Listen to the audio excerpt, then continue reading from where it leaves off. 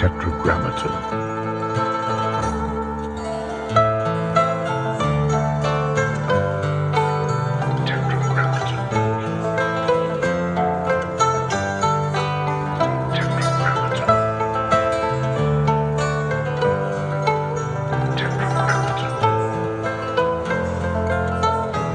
I used to make movies a lot in the 90s, and I would travel a lot, and I was very lonely, and I felt very unmoored.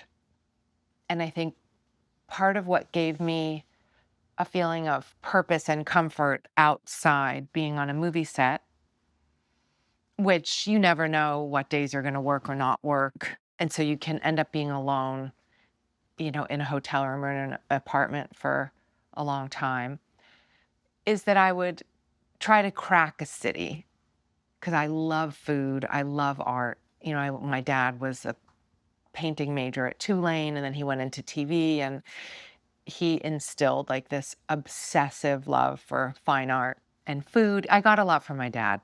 So I remember I was really young, and I was doing this movie in Paris that wasn't very good. And I didn't have a lot of money, and the concierge sort of gave me some recommendations of where to eat and what to see. And they were really terrible and expensive, and I wasted my small paycheck, and I was really upset. And I thought, this is terrible. Like, clearly this guy is getting a kickback from somewhere. And how does one find the cool stuff? Like, how do you find, the great vintage store? And this is obviously way pre-internet. And how do you find like the best, rotisserie chicken place in Paris? And how do you do that?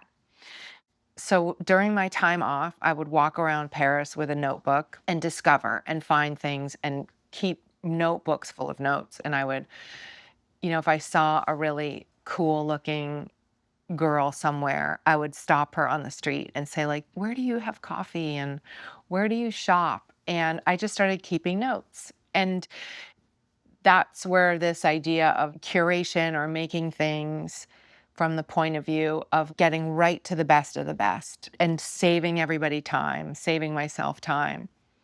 That's sort of where it first, like, I referenced those books all the time when I started to put the site together. It sort of compounded because, because of my movie career, I was able to like buy a house before my friends and renovate. And so I kind of became like the oracle of info for people my age, just because I was a little bit ahead of schedule. Mm-hmm. And I thought I should aggregate. I'm so lucky. I get to meet this designer, and she tells me about this cool fixtures place in the village, East Village. And I got to aggregate all this stuff so that I can put it there for everybody to find. Like, I had to learn how to make food and all the things. And so over time, it just kind of coalesced into this idea. So it started as a resource for yourself. Yes. And then became And my friends. And became a resource for everyone else. Yes. When you went back to Paris after that first time of keeping a notebook, would you refer to the notebook and know all the places to go? Oh, completely. And then I would expand on it and find new places. And I still spend an inordinate amount of time researching places to eat in Paris and wherever else. Yeah. What are some of the early cities that you went to, and what were the experiences in each, and how were they all different? So they were kind of where I was shooting movies. Mm-hmm. So Paris, Toronto, Venice, Naples. Also, I had been an exchange student in Spain and spent a lot of time in Madrid, and I kept returning to Madrid. I never shot a movie in Madrid. And I think what was interesting to me is how different the tenor of each city was, how different the cultures were. Even though, Spain and Italy the languages are relatively similar and they're in relatively close proximity, just how different. And so my experiences would be so markedly different. In Madrid, I always say, like, there's no such thing as cool in Spain. Like, there's no velvet rope that you have to stand behind. there's no we're cooler than you, right? There's no like indie culture in that way. So Spain was like this incredibly warm, vibrant experience, like very all-encompassing and very friendly, you know. London, of course, where I lived forever, that's like the kind of the capital of cool, you know. It's like very reserved, lots of velvet ropes, and also quite a solitary place in its way, you know, like incredibly different from, and I always think like the further north you go, the more reserved the people are, Hmm. and the further south, you know, the more open. So I've had a really interesting life of living in different places and traveling to different places. It's funny, like I never felt quite at home in the UK, but I did so many films there. I lived there. I got, you know, married and had kids there. I lived there for a really long time. And I was always trying to sort of crack it in a way. And I don't know that I ever did. I never felt quite like it was fully at the same frequency as I was. Were there any places that you spent in Europe where you feel like I could live here? For sure Italy and Yeah, for sure Spain. yeah. And you'd find information, you'd say, mainly by talking to locals. Is that the Yep. secret? That's the secret. I mean, well, now, of course, there's the internet, so there's a million ways to find everything, but still that I still ask people, like if I see someone, you know, where I'm like, "Oh, she looks cool. Like I would want to be her friend if I lived here." Yeah. Then I'll just like get my notebook out Would and you say, where did you get those shoes? yes. Totally. I start with more broad, like, I'd love to know your version of the city. Like, where do you go? What do you do? Give me your routine. Hmm. And then I kind of will drill down into details. Did you end up becoming friends with any of these people? No, it was very transactional. That's interesting because it does seem like an opportunity to create a whole web of just interesting people. It's true. Except I was always so transient when I was, Yeah. you know, filming that Typically, how long would you be in a city for? really depend. I guess anywhere from, you know, a day. I was in Naples for a day or 2 days. Hmm. And of course, getting all the pizza and gelato places I could find. Yeah. Up to, you know, London years and years. I probably did 9 or 10 movies in London. Hmm. Tell me about the transition from the notebooks to deciding to make it public. So that was many years because then the internet was born, of course. And then I would be on the internet trying to find some version of that, Hmm. and it just didn't exist. And so I thought, oh, I think I would like to do this. And I knew, of course, that people would be reactive to it. You know, being in the public eye is such a strange thing. And I think people really like, they like to discover you and then sort of keep you just as they found you, you know? And so it's hard when you evolve into something else or you change the idea, right? It's really like there are people, famous people get projected on for Hmm. good or bad. The people who like you get comfortable seeing you as who they like to see you as, right? Hmm. And I think especially for women, it's hard. You know, people like you sort of how they like you. And I knew that it would be people would be like, "What the hell is she doing?" So it took me, which they did, by the way. So it took me a long time.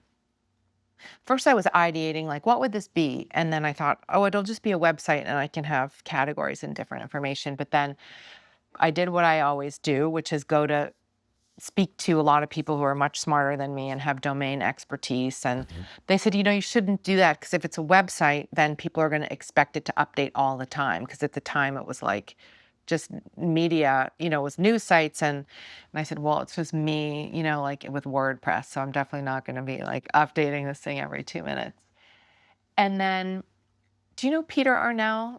I don't. He's like he was this advertising legend in New York. So I was talking to him. He actually named the company Goop. Great name. Thank you. I thought it was really weird at first, but it's grown on me. Yeah. And he said, why don't you make it a newsletter that you send out once a week? And that way, that's kind of the event. And then the website can be just where they're all archived. Mhm. So we built that. We got everything in place. And I think I announced somewhere that there was a sign up. And I got many, many thousands of signups. And this was before you sent out the first email. Yes. You got signups. Yes, I think I'm wondering how I would have done it in those days because there wasn't even Instagram yet, but maybe who knows, spoke to People magazine or something and said, And this is like before blogs. Like this is a long time ago. Yeah. What year did it start? 2008. So I gathered all the email addresses and I had decided to sort of categorize everything. So there would be kind of a food, travel, wellness, style, and culture. And every week I would choose a category and send out some content. And the first was like my favorite recipes, a couple of them that I made at home.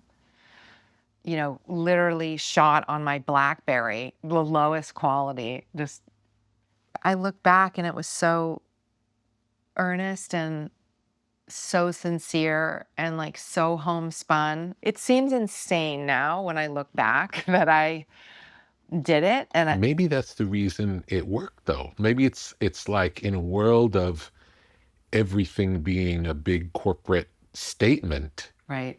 making something personal that you care about speaks to people. Maybe. I mean, I guess so. And I think what's really right about what you're saying is that there's always been a deep authenticity there. And when I started, I didn't monetize it for years and years. Sometimes I'd be like, why am I doing this? I'm pouring all my own money into this thing. Yeah. But I felt like it was really important to me. And I really loved doing it. And I love connecting people to something that will be positively impactful to them. Did you ever get to talk to people who used the site or who read the newsletters? Did you get emails? Yes, because I would get feedback, like. And what were the kind of things that people would say? I think people were really, in the early days, like very charmed by it. And they really, really liked it a lot. And, I would hear things like everybody waits for Thursday in our office for the newsletter to come out. And So nice. we all like want to know where you've been and what you've eaten and what's cool and what's coming around the corner. And so it was nice, once you filter out the like, I'm going to eat your liver ones. Would you say it had a diary-like feel in the beginning? Yes, very much so. Very much so. It was like very from the heart. And I guess it could be introspective at times, but then it was also kind of like from my diary. Like I ate here, I made this, that like content coming from my life. Did you keep a diary typically? No, when I was younger, I used to keep a diary religiously, and then somebody betrayed me and read my diary, and I never kept one again, which is a shame, I think, because I would have really loved to have that record. And now that basically I'm senile, I would love to know. Do you remember your dreams? I do. Do you ever write those down? No. Should I? It's up to you. Do you?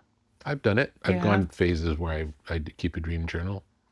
Yeah, I think dreams are so interesting, and I'm always never that happy in dreams, so I don't know. Like, it's never like a place of ebullience and joy. It always feels a little weird and indecipherable. And the good thing about the dream journal is that when you look at it in the moment, you write down the dream and it doesn't make any sense. But years later, if you look back on it, it all makes sense.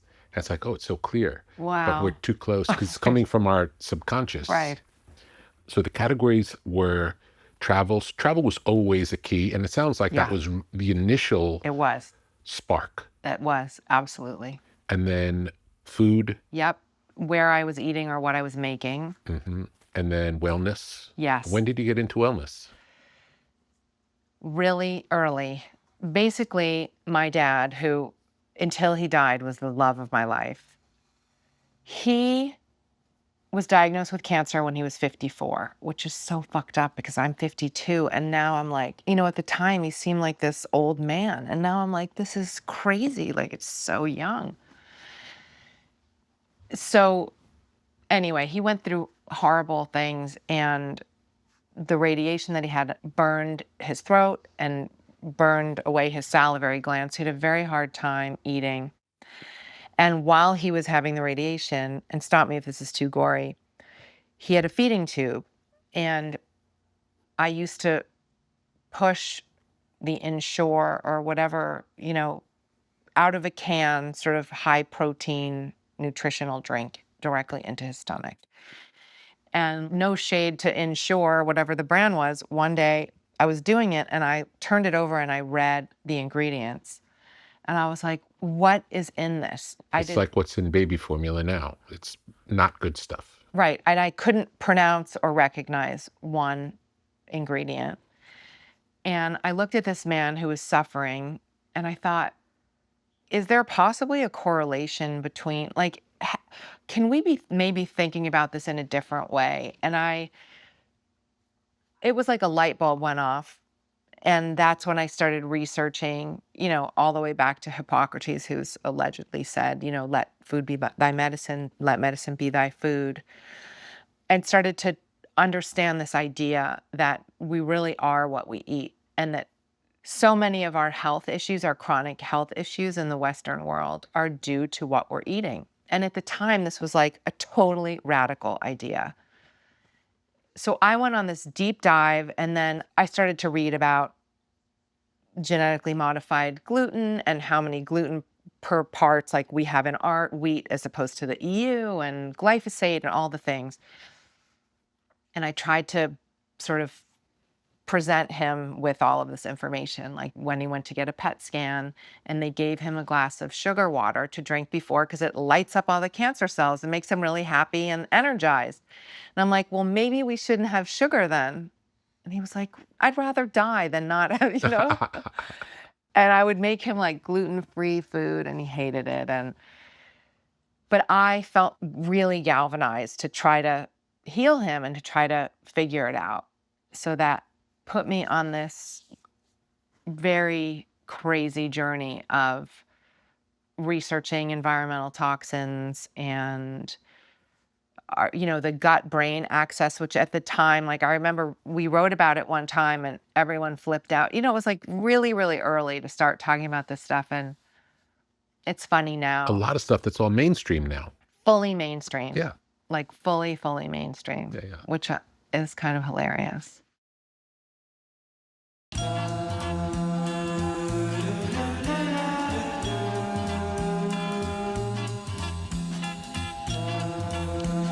LMNT LMNT Electrolytes.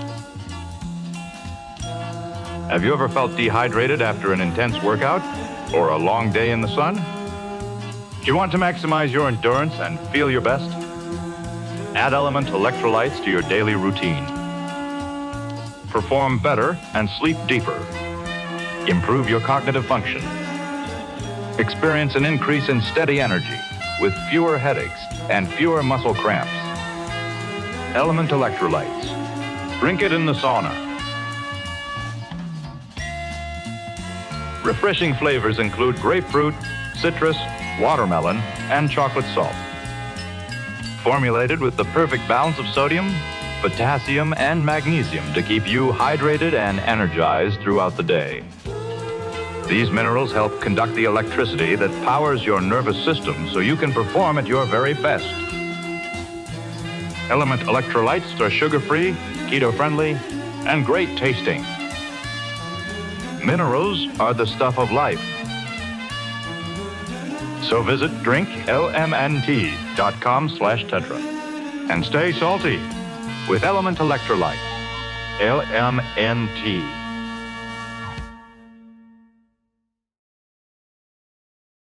How would you approach the style piece? So the style, that piece was like, I'm such a girl like that. And I'm somebody who really like to express themselves through clothing. And obviously, we make an impression on people when we see them, and we're the architects of that impression, right? It's like you have this fabulous gray beard and it's so incredible, and your muscles and your tan, like you're telling me a lot right now, right? And for me, like clothing was always the way that I felt like I could express myself. Even in high school, with like wearing all the Madonna bracelets and, mixing that with like a really preppy Upper East Side vibe. That was my thing. Like I loved clothes, I loved accessories, and you viewed it as a form of self-expression. and some people don't at all. Like some people don't even think about what they wear, which must be a relief. And so that piece was sort of talking about, great stores or things we had found. And And would they typically be like small boutiques and out of the way type things? yes, always like a treasure. Like we were always trying to unearth a treasure for people, something special. Yeah, and something that only someone who lived in a place and had cool taste would know about. Exactly. That's great. And then culture, what was that piece? So that was what events are going on around the world, what's opening at the Met, what Museum shows, concerts, those type of things? Exactly, those types of things. Great. And also books. There's a culture, is there a great book? What are your reading habits like? My reading habits are when I'm on vacation, I'll burn through novel after novel. I love novels more than nonfiction. Though I do love books like your book. I love books that are reflective and, books that sort of help you understand something about yourself or the human experience. I do like that. And I find that with novels as well, that really, or all art, like it helps me understand my feelings, my place in the world. It's my inspiration. Were there any references or inspirations in starting of anything that anyone was doing, anything like it? I mean, not really. It had sort of, I guess, like elements of a magazine in a certain way, but there was nothing in the digital space that I found was analogous to what I was doing. What was the first product available, the first Goop product? Or were there any products that you sold that were not Goop products first? So it started, so now I was like 5 years into this thing or something like that. And how many readers would you have at that time? probably like 1 million. It's a It was lot. quite a few. Yeah. And I thought, this is taking up a lot of time. And also, people started to come up to me and say, what are you going to do with this thing? This is like, there's something here, And I think I felt like I always loved business. I was always fascinated by business. I grew up in New York City amongst the kids of the titans of business. And, when I was a really little kid, I was in LA, where it was like artists and showbiz people. And then we moved to New York, and it was like this whole other paradigm of success. And How old were you when you moved? we moved permanently to New York when I was 11. It seemed like so unfamiliar and so aspirational. And like one of my best friends, his dad was one of the partners in KKR, and my friend Allie's dad ran Bear Stearns, and it was like that, very finance and very intriguing and very elegant. Like I remember Mr. Kravis of one of the K's, and always being so beautifully dressed, impeccable. And when we went there, we were expected to dress. It was like this sort of Whit Stillman thing was like true. That there was this very kind of amazing aspirational environment in New York. And I remember reading, Barbarians at the Gate and like starting to read the business section. I was just fascinated by it. And I remember being on set, I would always read the business section first, and people would be like making fun of me, But of course, I didn't finish college. I only went to college for a year at UC Santa Barbara, which was amazing. But I also was being pulled to start acting. And I had had a great education in high school, like a superb education. And really, I went to an all-girls school in New York. They really taught us how to think, how to critically think, how to synthesize information, how to follow curiosity. Like, they set me up very well, but still, I didn't finish college. I didn't go to business school. And I certainly did not think I had the authority to start a business or to turn it into a business. And I had no idea the journey that it would send me on. But I remember a woman who actually stopped me at a cocktail party in New York, who's become one of my best friends, only 17 years later, saying, like, what are you going to do with this thing? It's great. And there's so much engagement. And I said, I have like secret desires of turning it into something, but I don't even know how to start. And I don't know if I have the guts to do it.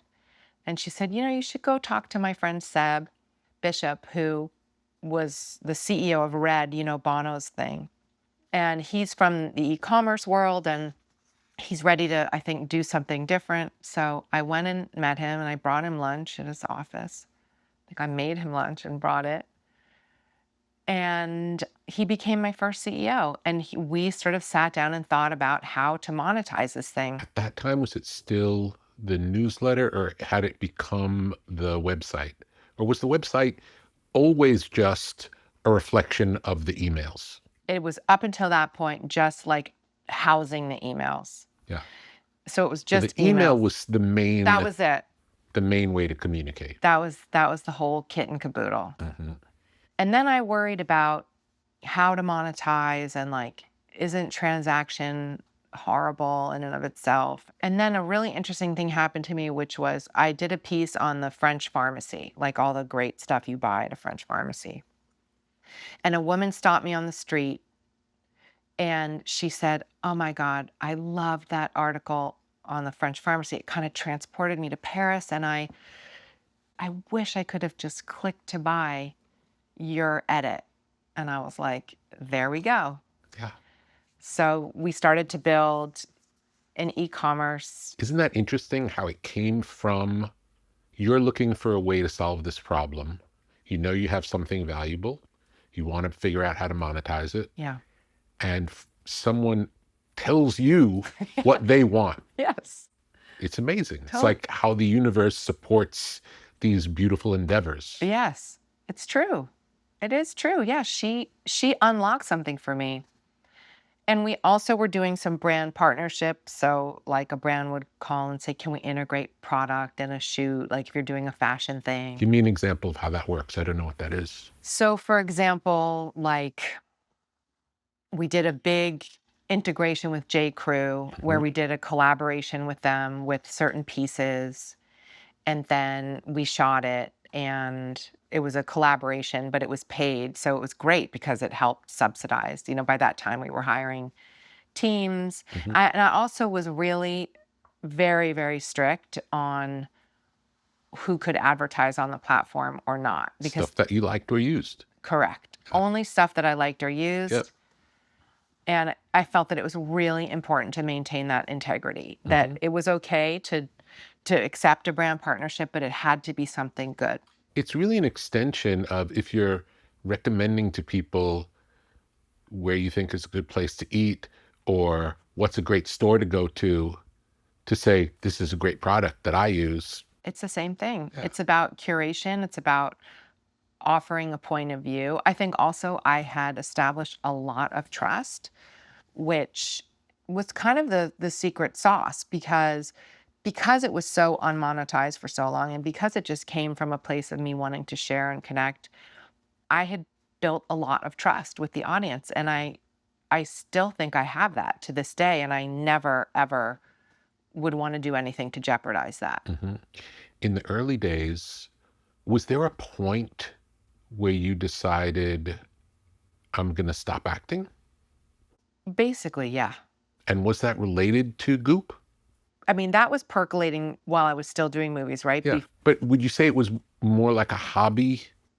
It was more like Yes, it was because basically the sequence of events was, I was doing movie after movie after movie and some amazing films that I'm so proud of to this day. Some really lame films, that's just the nature of the beast. Hmm. But I was working relentlessly and breathlessly. And one year I did 5 movies in 1 year. I mean, just crazy. And I don't think I was protecting my brand enough. And I think I was trying to sort of fill a bit of a hole that some of us artists have, or maybe everybody has, where it's like you want to achieve something both internally and externally, and then you think it's going to You make you think that external success is going to make you feel better, and right. it doesn't work that No, way. it makes you We feel learn it worse. doesn't work that way. Yeah, exactly. So then I got pregnant with my daughter, and I basically did the last movie that I starred in, meaning I was in every scene of the film, was when I was pregnant with Apple, who will be 21 in 2 weeks. Wow. Yeah. Yeah. So I had her and I looked into her eyes, and it was like my whole world reoriented in the most profound way. And I was like, I just want to be here. Yeah. I just want to do this. And luckily, I could afford to. Hmm. And So I parenthood really changed everything. changed everything. Hmm. Everything. And I just thought, I'm burnout. I'm absolutely in love with this child, and I'm just going to take a break. So I stopped for 3 years. Hmm. I had my son Hmm. in that time as well. And I was so fulfilled. I still am so fulfilled by it and them. Yeah. It's like so astonishing. It was like my reason for being was made so clear. And then I did supporting things here and there. And I think, some things like the first Iron Man that we did, for example, was really fun because Robert's an old friend of mine and Jon Favreau was. And it was kind of like treated like an independent film. Like nobody thought it was going to turn into anything. And I was in LA, I was staying with my mom. I could work like 2 days a week. And it was a gentle re-entry, basically. But, I haven't done a whole lot of filming. I did a film actually this past fall because my kids all went to college. So yeah, I made a big pivot, like a huge shift. The way you're describing it, it had more to do with parenthood than it did with changing to a new career. Yes, definitely. The new career kind of happened That's right. simultaneously, but it wasn't, I'm leaving acting for Goop. No, it wasn't. It was, I'm leaving acting to be home with these kids. Yeah. And then all of that creative force that wasn't going to the usual channel Yeah.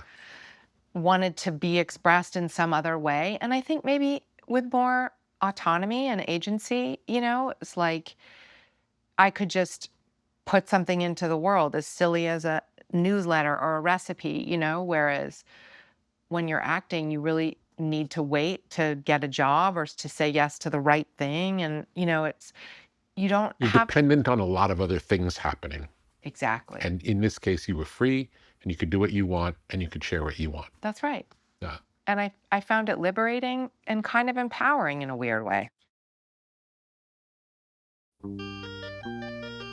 In a world of artificial highs and harsh stimulants, there is something different, something clean, something precise. Athletic nicotine. Not the primitive products found behind convenience store counters. Not the aggressive buzz that leaves you jittery, but a careful calibration of clean energy and focused clarity.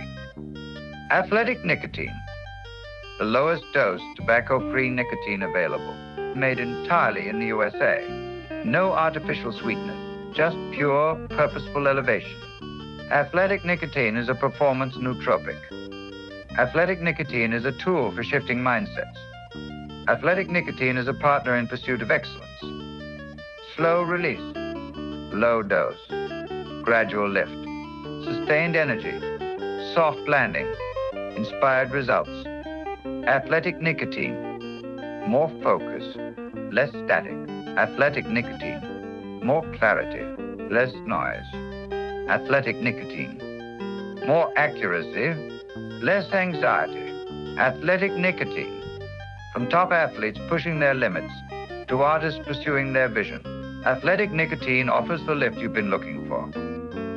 Learn more at athleticnicotine.com/tetra and experience next level performance with Athletic Nicotine.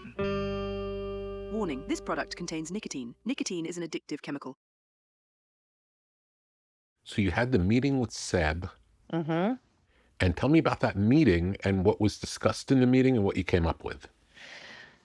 So I was like, look, I would like to turn this into a business. Mm-hmm. I have no idea how to do it. Mm-hmm. And he said, I think I can help you figure it out. We're going to need to spend a lot of time and talk about like what you are thinking and where you'd want it to be. And he said, you know, the natural thing would be that sort of media model of like ads and brand partnerships. So we kind of started with that because it was low-hanging fruit. Mm-hmm. And then we talked about what we wanted the e-commerce to look like and how it could be something cool and unique. And we started with collaborations and selling things that we just really loved and believed in, you know. And Remember what some of those things were? you know, I remember there was like a t-shirt collaboration. There was this beautiful little like lapis box that we did. There was, It wasn't only clothing. no, there was bracelet that we did. There was, you know, it was like one kind of special thing every week. And it would Every week. every Wow. week. And it would sell out. Yeah. I So mean, things tended to be limited edition. limited, yes. That's cool. That's how we started. Mm-hmm. And then what was the first Goop branded product? So the first Goop branded product was our beauty product because, again, going back to my dad and The ingredients. I started to realize that it's so interesting too, because I'm still kind of dealing with the repercussions of like putting all this toxic stuff on my body for all these years. But Pre-Goop. yeah, pre-Goop. Yeah. And before we made anything, you know, there was very little clean beauty on the market. Mm-hmm. I think we really helped start that discussion. I read something about nail polish being wildly toxic. Yeah, it's terrible. Yeah. It's wildly toxic. So is fabric softener. So is synthetic fragrance. I mean, all these things that we don't even think about that we're not protected from. That Yeah. are, Laundry detergent. right. Everything. Endocrine disrupting, you Yeah. know.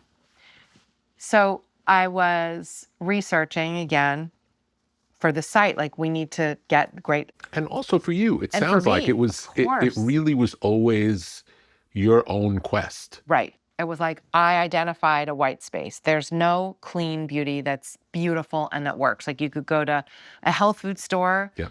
and get something, or literally the top moisturizers had ethylene glycol, which is antifreeze in them. Yeah. I was like, I want to make this for me and for my friends. And we started with skincare because also it felt really urgent to me. We transdermally absorb like up to 80% of what we put on our skin. We just suck it right in. Mm-hmm. And it felt like we deserve better. Just women, people deserve to have a choice that's efficacious and that's non-toxic. And how was the reaction to the beauty line? It was good. You know, I think that was something that wasn't too hard for people to understand. And I think, again, like, because it came out of a lot of content of us talking about this kind of thing, like it felt very intuitive. Mm-hmm. Did you ever get attacked by the people who make the toxic stuff? All the time. They're very clever how they do it too. It's funny, I have this one group chat and there are a lot of young moms on it and they're rightfully incredibly concerned about various things. And, you know, I'm like the elder statesman on this group chat, you know? And one of the moms was saying, oh, this blogger, you know, said that there's tons of lead in this product and we shouldn't buy it. And I said, that might be the case and it might not be. It might be that the big incumbent is funding this blogger, and so that she will say negative things about this product or a movement. And I definitely was the recipient of a lot of that. Like I can't prove it, but I know I was.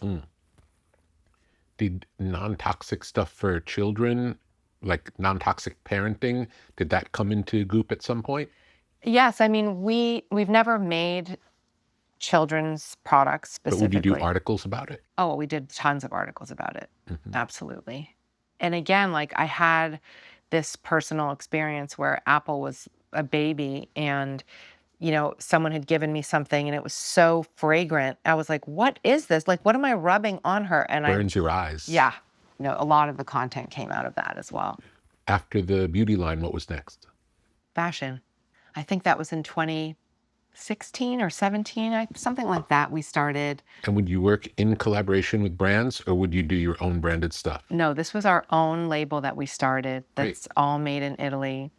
And tell me about that whole adventure. How do you meeting the people, meeting the manufacturers in Italy? Yeah.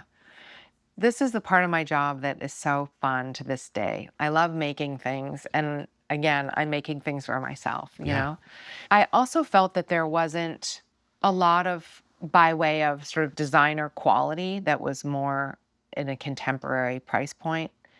And the direct-to-consumer model really allows for you to kind of pass on the savings to your customer.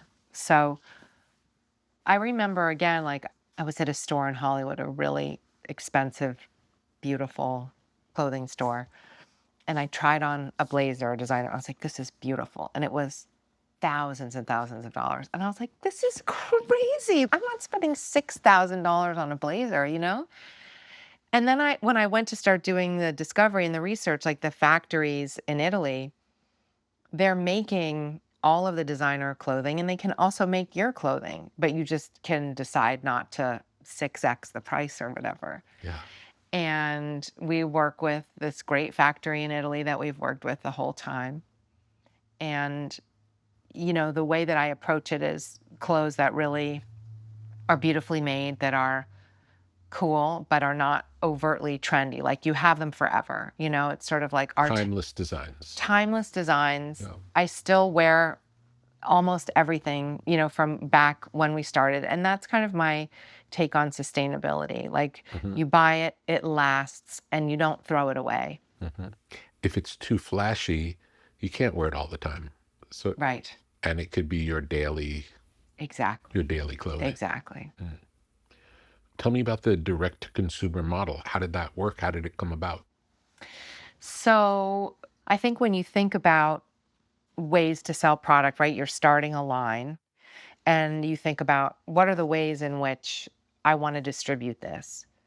So when we started, everything was direct to consumer, meaning everything came through our own channels. So our own website and our own stores.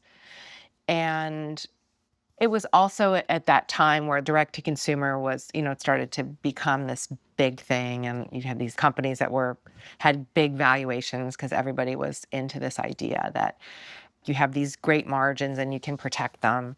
And then over time, it's been more challenging because the way that you acquire a customer in a digital direct to consumer model is really meta. And there's a lot of competition for those spaces. Exactly. Yeah. So our skincare was direct to consumer for a while. And then in order to grow it and also to, you know, I really wanted to meet the customer where they were. And our customer is on Amazon. Our customer is at, you know, Nordstrom or Sephora or, you know, so we opened wholesale channels. For everything or just certain products? Just our beauty. And our fashion is still just direct. So you can only get our fashion at goop.com. Were there any pieces in the fashion line from the beginning that never changed and they're just forever, or is it always changing every season? It's always changing. It's a strong DNA, but it's always changing and evolving. Version. Yeah.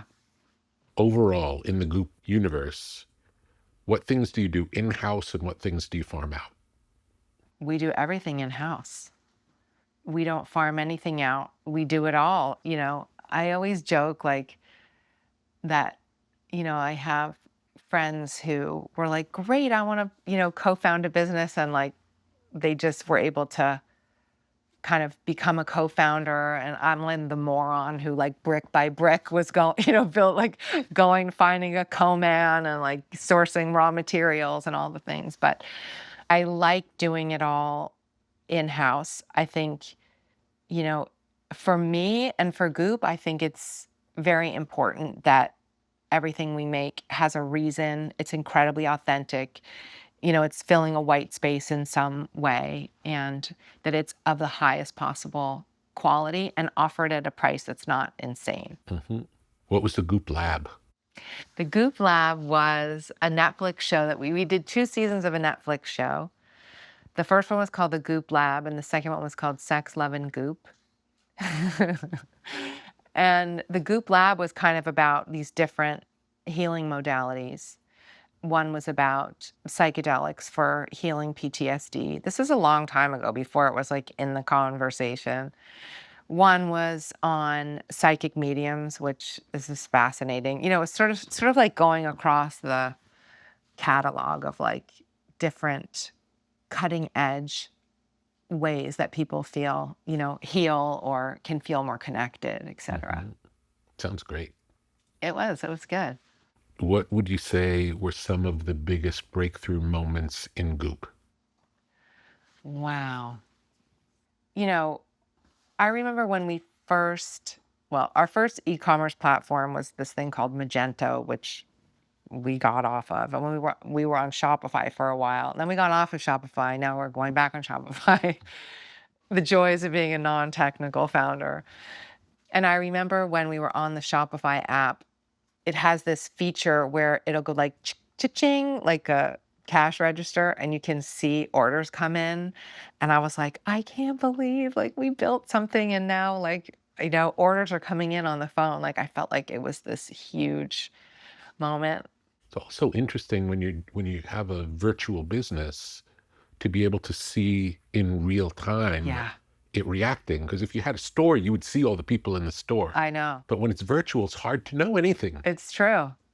And so you get that real time feedback. That's exciting. Yeah, it was really exciting. Mm-hmm. It was really cool. Tell me something that you were excited about to do with Goop, but for whatever reason, it just didn't work.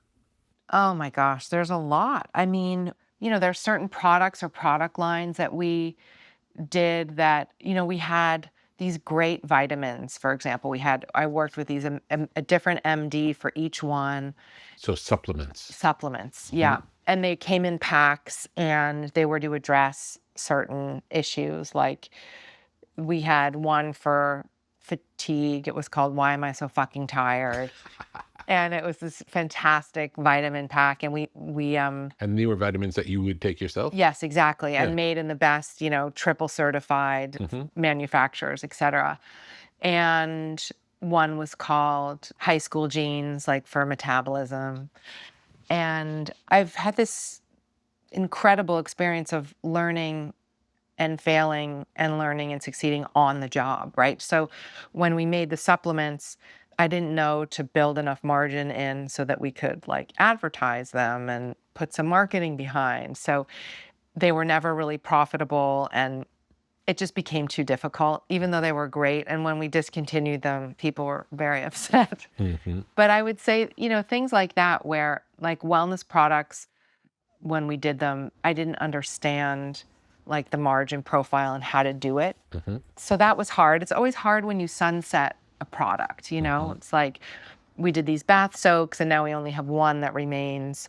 But you have to. That's part of, doing, like you always have to be doing a reconciliation of your SKUs, of the other brands that we work with that are on the site. In a business like mine, I cannot be only creative minded. I will run out of money and not be able to pay people, So there's always this balance of the realities of the business have to be paid attention to. Right. And they have to be profitable and they have to work and there has to be product market fit.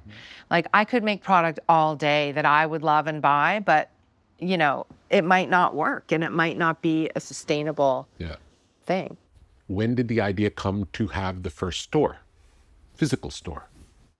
So it must have been, I moved to LA from London in 2013 and repatriated the company here. It was tiny, and hired a couple of girls, and we worked. I had this little barn in the back of my house in Brentwood, and we worked in there. And I had like one of my first employees, she actually was with me in London and she moved to LA with me.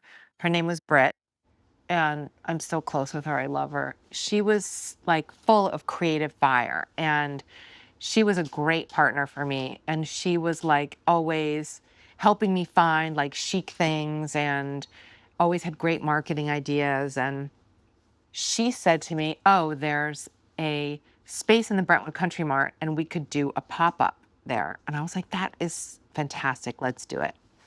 So we kind of quickly threw together this pop-up, and we were getting inventory from God knows where, but like scouring the earth to, get great stuff in there. And we had So this, it was curated stuff as well as your own products. I think at that time we didn't have our own yet. Oh, so it was all curated. It was all curated. Great. And we opened it up and it was a huge success. So And cool. I know it was awesome. And we kind of sold out of everything. And then the landlord there, Jim, was like, "Do you guys want to open a permanent store here?"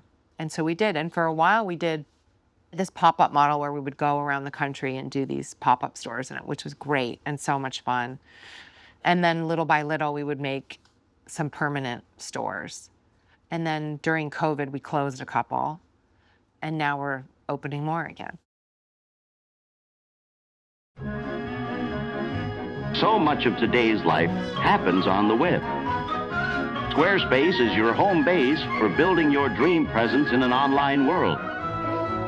Designing a website is easy, using one of Squarespace's best-in-class templates.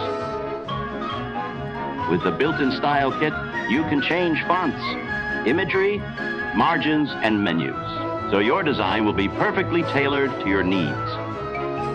Discover unbreakable creativity with Fluid Engine, a highly intuitive drag-and-drop editor. No coding or technical experience is required. Understand your site's performance with in-depth website analytics tools. Squarespace has everything you need to succeed online. Create a blog, monetize a newsletter, make a marketing portfolio, launch an online store. The Squarespace app helps you run your business from anywhere. Track inventory and connect with customers while you're on the go. Whether you're just starting out or already managing a successful brand, Squarespace makes it easy to create and customize a beautiful website. Visit squarespace.com/Tetra and get started today. What is Goop Kitchen? Oh, my first newsletter was about food. And again, like going back to the let food be thy medicine, this is a physical manifestation of that. And my unrelenting desire to make things easy for people, like to get right to the good thing as quickly as possible. We started it's cloud kitchens only, so it's delivery and pickup only. So it's not a restaurant. It's not a restaurant. Delivery or pickup. That's right. Only. And do you subscribe or do you order a meal and get that meal? You just order a meal on DoorDash or Uber Eats or whatever. How many places does it exist now? So now we're up to 7 It's a lot. in LA, and we are doing Northern California this year, and then we'll go to New York City in 2026. When did it start? It started 5 years ago. Mm-hmm. That's when we started talking about it. And then I'm trying to remember when the first one opened, probably 3 years ago. And it's really fun because it's that intersection of totally delicious food, like really bold flavors, but super clean. How do you find the healthy ingredients Where do you source them? Yeah, so the team who works on that business is incredible, and they know that it's quality above everything. And so they have their supply chain and they work directly with farmers, and we get beautiful things. We get beautiful salmon from New Zealand. We, have the best possible chicken that you can have, and no seed oils, and there's no gluten at all, and no corn. And the best part is that it's so good, like you would never know that it's Yeah. quote unquote healthy. Tell me about the home you grew up in. I grew up here in Southern California when I was very little. My parents had me when they lived in Trancas, so not too far from where we are right now. Do you remember that life at Trancas at all? Not really. I remember being a little bit older and coming out to Trancas to visit their friends, but I was a baby when we were there. And then we moved to Brentwood and then to Santa Monica. And, it was a childhood full of a lot of art.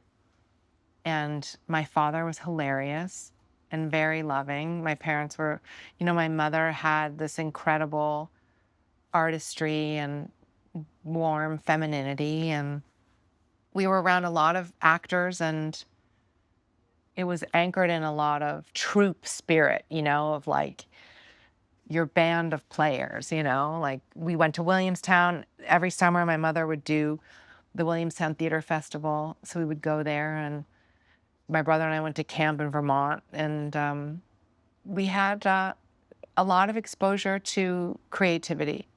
Tell me about your relationship with your brother. My brother is my best friend. He is, it's like, aside from my husband, I just like rely on my brother. So my brother is like incredibly brilliant and very wise. He's 3 years younger than me, but I call him, for basically, everything. Sometimes we just kibitz on the phone for an hour, but he's very wise, and we're very, very close. Tell me your memories of seeing your mom on stage. Oh my gosh. She was so incredible. Like that, I think that's why I wanted to act, because my mother on stage was so powerful and so fulfilled and like channeling something from the heavens. And like, she is the best theater actress. It's actually crazy. Like, so inspiring, so moving. And it's funny because in life, I think she seems to feel like less integrated in life, but on stage, she's like this she integrated powerhouse. So cool. So cool. Yeah. Do you ever talk to her about, like, after a show, would you talk about it, or was it just such a normal part of life that it went unsaid?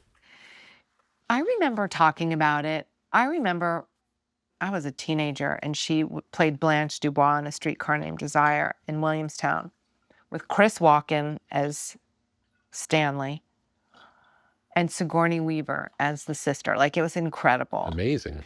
And my mother gave the most brilliant performance. And at the end, Blanche Dubois really comes apart at the seams. I don't think there's ever been a better performance ever in the world than my mother doing that play at Williamstown. And I was devastated afterwards. I couldn't get out of my chair. I sobbed for hours. And I remember asking her a little bit about that and what it was like, and how she did that. But a lot of times it was just normal. I remember also later when I was a teenager in New York City, she would do a play, and she would come home at night and come up to my room, and we would hang out because I'd be doing homework at 11 at night or whatever. So I have a lot of fond memories of her tied to the theater. Was there ever a time that you were watching her in a play and you forgot that it was mom and she became the character? All the time. Isn't that amazing? All the time. In acting work, have you ever been in a scene where it's so real you forget it's a movie? It's hard to explain, but there are these moments that happen where you're so in something that it's not that you totally forget that you're in a movie, but you're connected to this other energy of like pure, I don't know. It's almost like you're transported to some other place where there's an interchange. And maybe it's like this in music. I bet it is. Where Well, you feel like it's actually happening. you feel like it is happening. It Like is happening. it's happening. Yeah. And you have sort of the hairs on the back of your neck stand up and you're in this incredible moment. And those moments I think are few and far between, but they're indelible. Yeah. Are you ever surprised by a choice that a fellow actor makes, like when you're playing against them and they do something unexpected? I love when that happens. And it's very rare. Yeah. Robert Downey Jr. surprises me all the time. Whenever we do anything, I'm like, okay, like it's almost like he's the pitcher and you have no idea what he's going to throw. And you just have to like be there with the bat and like be as tuned in as you possibly can be. I love when actors do weird, unexpected things. How much of the work is listening? Like 90%. How much of a performance is in the words you're saying? It's interesting because sometimes if you're doing a great work of art, like if you're doing a Shakespeare play or a Chekhov play, the words are the wind in your sails, And sometimes you're doing something that's less remarkable, but it's still giving you a good framework and you're working with good people and still magic can happen. Mm-hmm. So I guess it would depend on the material, really. Mm-hmm. So sometimes great things can happen if the material's not great, but when the material's really great, it does the work, would you say? Yes, it does the work. I mean, great material always does the work. How did you learn your craft? Watching my mom. Yeah. Like from the time I was born, being on set with her, watching her rehearse plays. She played Nina in The Seagull, and she said I knew her whole monologue, at 18 months old. Really early. Yes, you were born into it. I was born into it. Yeah. Did your mom have any good habits that you've adopted? Yes, I mean, my mother always struggled with learning her lines. So she would go over them. I would read them with her. She would have them on a tape. So really knowing your lines, that's key because you can't play around, if you're searching. If you're distracted with Yeah. that. Mm-hmm. She really taught me how to let the stage be sort of the conduit between heaven and earth, like she taught me how to ground on the stage such that the body could be a conduit. That's amazing. Yeah. I've never heard anyone talk about that before. I've seen musicians channel, but Yeah. I've never heard anyone in theater talk about that. Yeah. She taught me that. That's great. Have you ever done theater? Yeah. And what's the first time you performed in front of an audience? When I was little, because in Williamstown, they would throw me on the stage, to play like Dead Kid number 5 or something like that. Were you excited when you got to do it, or was it scary? Yes, I loved it. Yeah. I loved it. I always wanted to be an actress from the time I was little. So, and then I did plays in school. And then I went back to Williamstown and was an apprentice when I was probably 17 and got an audition for a little part. And that was my first real. Like professional acting gig. Yeah. And what was it like playing in front of an audience that you remember with the feeling? Intoxicating. Mm. I think being on stage is a very specific and special thing, and so different to being on camera. Yeah. And very energizing. And, it's really the actor's medium, right? It's like that's when you are kind of in control. And in film, it's very much not the case. It's the director's medium. Film is the director's medium and TV is the writer's medium. Yeah. What was it like going to an all-girls school? The best. When I got there in 7th grade, I was so out of my league.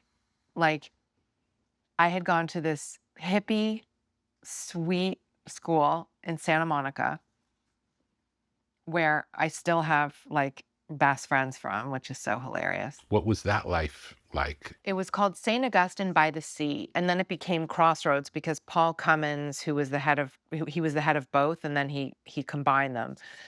So I must have started kindergarten in like 1976, and Santa Monica was cool in the 70s and the early 80s. It was kind of like this bleached out, stained glass, oceany, briny, free life. It was amazing. Mhm.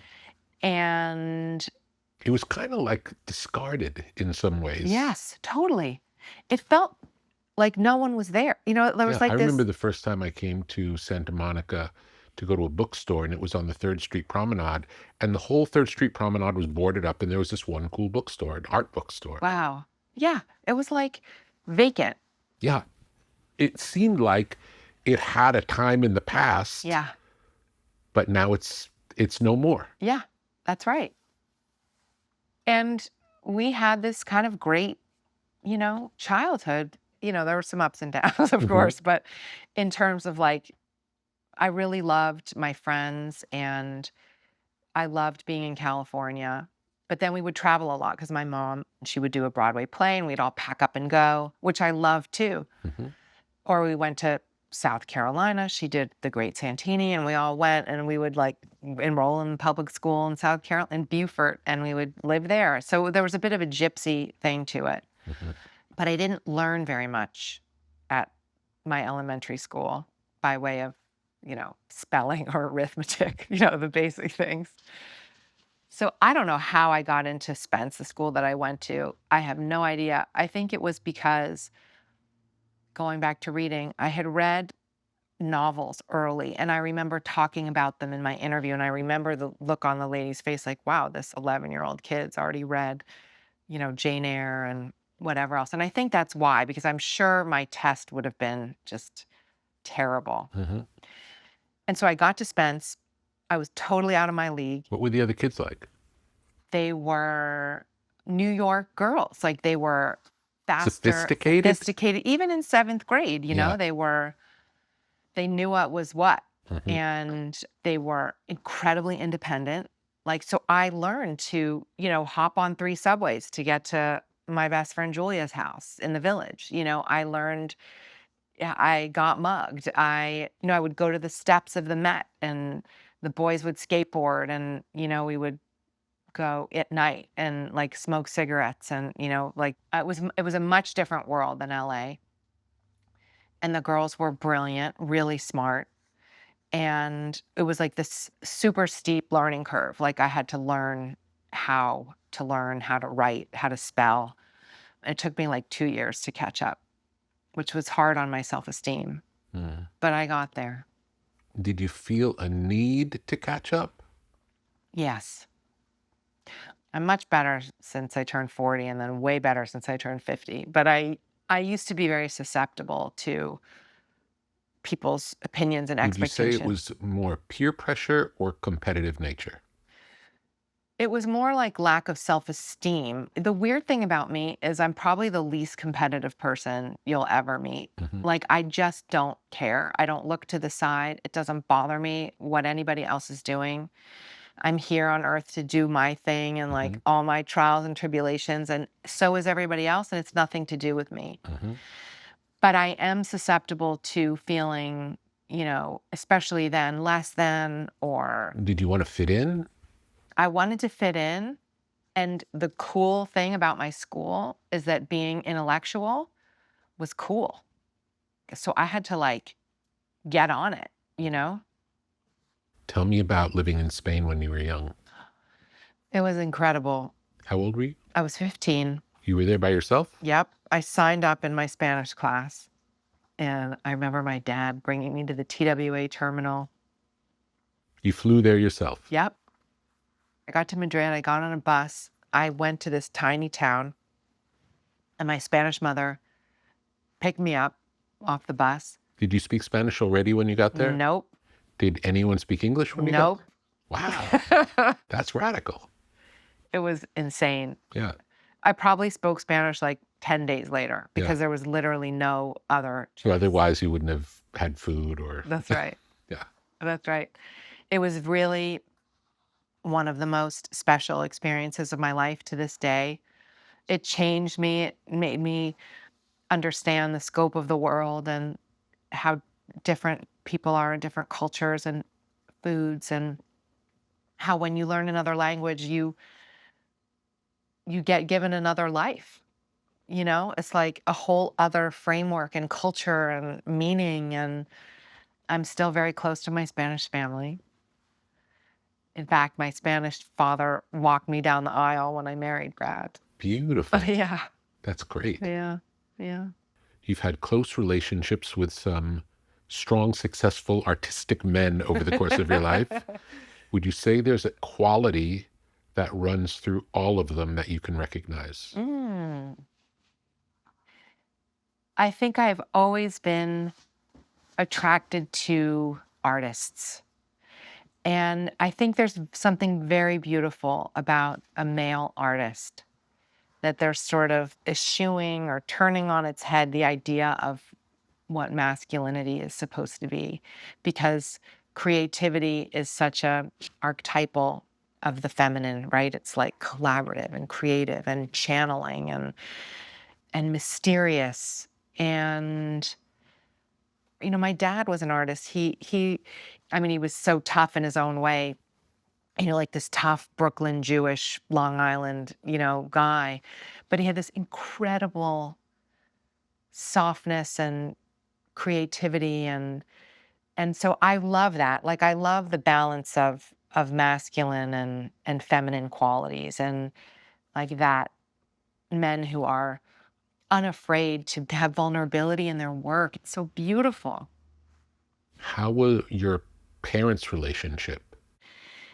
I mean, they were married for 32 years until my dad died, and they were very entwined with one another. I think my dad absolutely worshiped my mother. Like, she was like the Shiksa goddess, you know, like on a pedestal. And he took great care of her and was so respectful of her career and her art, and just kind of in awe of her. And she was just madly in love with him. And, you know, he took care of her and provided this great structure to their life. And, you know, he's very social and she's very introverted. And Did so they balance each other in that way? I think they did. You know, he got her out of her shell and having fun. And I think she got him a bit more internal and introspective. And I think they were a good balance. How has the experience of working with different directors different? Like, tell me extremes of how it works with one person versus another. So the best directors, and, you know, it can be subjective in the sense that people like certain films or not, but I think generally, by my standard, the best directors, and the world tends to validate, are those who have this hyper specificity about the world they're creating and what they want. So I've done so many kind of movies where it's like you're day 3 on the movie and you're like, this is gonna suck. Like, this guy doesn't really... Not a vision for the big Nope. picture. There's no vision. He doesn't really know what he's looking for here. Or he thinks he does, but he's missing the mark. And you're like, great, now I'm gonna be in the, you know, that's sort of at the low end. At the absolute highest end, you have someone like a Wes, our friend Wes. Yeah. Who, it's like, I always liken it to sort of stepping into a painting. There's something so relaxing about being in good hands like that. With Wes Anderson, there probably aren't a lot of choices to make because he sees it so clearly. Yep. 0 choices. Yeah, it's just, this is how it goes. This is how it goes. Yeah.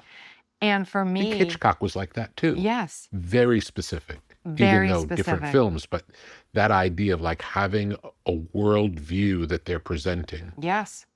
Paul Thomas Anderson is like that. David Fincher's like that. It's funny, right? Because you could say that to me, like, there's not a lot of choices to make, and that could sound constricting, but actually, it's so freeing because you feel the scaffolding around you of the specificity of the director's vision and brain, and then you're freed up to just find your character and be and find your inspiration, and you're not worried about like, oh God, like, am I going to have egg on my face here because this guy doesn't really know what he's doing? Have you worked with any great directors who are more improvisational in what they like? Yeah, I did a movie once with Alan Rudolph, who was of the Robert Altman School. And I did a movie with him and a great bunch of people in Montreal about Dorothy Parker. I just had a small part, but it was like Jennifer Jason Leigh and Campbell Scott. And it's where I met Jon Favreau. And Alan was very improvisational. So that was different and fun. And then Iron Man 1 was, we improvised almost the whole movie. Every day we would kind of just improv, which was unusual for a big budget film. Yeah. How has success been different than you might have imagined it? I think that we all have this idea that if we're ever successful, we will feel whole, we will feel home, we will feel embraced by some, universal spirit. And it's just not what happens. It's quite complicated. Of course, it's wonderful to have success and to have your dreams come true. It's incredible. But if you haven't worked on the fundamental things, which a lot of times are driving the need for success, then it's not going to be necessarily what you thought. Tell me about your spiritual life. I'm a meditator, and When did you learn? I learned in probably 2009, and I had very sporadic, periods of being very religious about it and then not. And How then, did you come to it? I had done yoga for a very long time, and which is really a meditative practice, and there's meditations at the end. And in Shavasana at the end of yoga, I would often go to like a very deeply connected place, like deep into parasympathetic, and feel that kind of wonderful God connectedness. So I was talking to somebody about that, and I had been doing yoga less, and I can't remember who suggested that I meet my meditation teacher, Bob Roth. Do you know him? Yeah, he's a friend. So he came and taught me how to meditate. And TM. TM. And I actually use lots of different meditation techniques. Like I love TM in the morning, and then I do a lot of breathing and a lot of sort of nervous system kind of quick meditations. Also open eye meditation I do sometimes. I think when I can get into my parasympathetic, that's really critical for me because my life is a bit frantic, and nature is a big part of my spirituality too, even though it sounds weird, but just being in grass or in the woods or in a body of water. My best friend Mary always says, like, it reorganizes the molecules. Yeah. Tell me something you believe now that you didn't believe when you were young. I think that healing is possible. I don't think I believed that when I was young. Do you think you didn't believe it when you were young because of things you saw? Yeah. I think I weirdly have more faith in people now. For many people, it's the opposite. I know. Many people as they grow older have less faith. That's interesting. I know. I think I have consciously make my circle smaller just because I have so little time. But I actually have more faith in more people. Anything that you can think of that you don't believe now that you used to believe when you were a kid? That you can escape the axioms of your life. And have you managed to do that to some degree? I think you never can escape the All the axioms. way. No. I think when you're little, you think, one day I'll grow up and this pain will wash away and the places in which I'm broken will be healed. And it actually doesn't happen. But if you are able to, you learn tools with which you can use those things to make your life, make all of the important things come out of those broken places, and then actually see them as an asset. Yeah. But they're always with you. Without them, you wouldn't be who you are. That's right. So you'd say self-acceptance, is that a Yes. part of it? I think really being incredibly honest with yourself about who you actually are. What is your favorite restaurant in the whole world? Rick, this is so hard. Well, I could go so many ways with this, you know? I mean, This is today's answer. this is today's answer. That's always today's answer. Like anything you say is like, Okay. maybe it's a different one tomorrow. Yeah, but meaning like, for example, there's a restaurant in New York that I grew up going to every Sunday night called Elio's. And I just love it so much. But is it like, you know, a Michelin starred? Like, no. It's like, No, but it's your favorite. I think it's my favorite. Okay. Or if you could transport yourself anywhere in the world to have dinner tonight, where would you choose? Paris. What restaurant? Paris. And what would be the restaurant?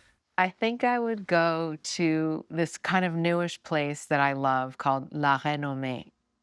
Delicious. What kind of food is it? It's French, but it's like got, you know, a great cheeseburger as well. Most beautiful place you've ever been on the planet? I think when you ask me that, I have this memory of being in Thailand at this really amazing hotel. You can do this thing where you take a boat down a river to this incredible little restaurant.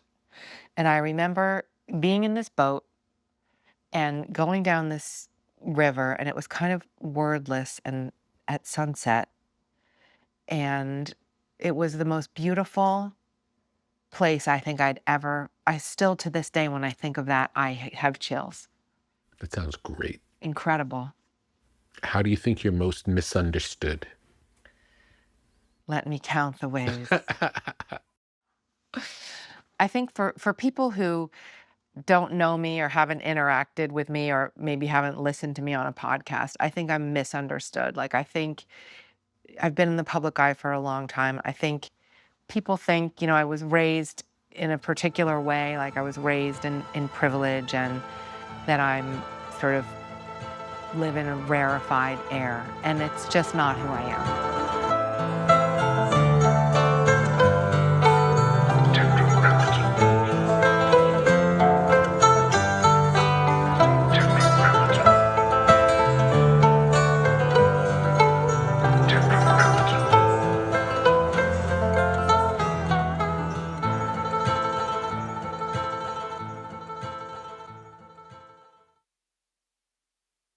Tetragrammaton is a podcast. Tetragrammaton is a website. Tetragrammaton is a whole world of knowledge.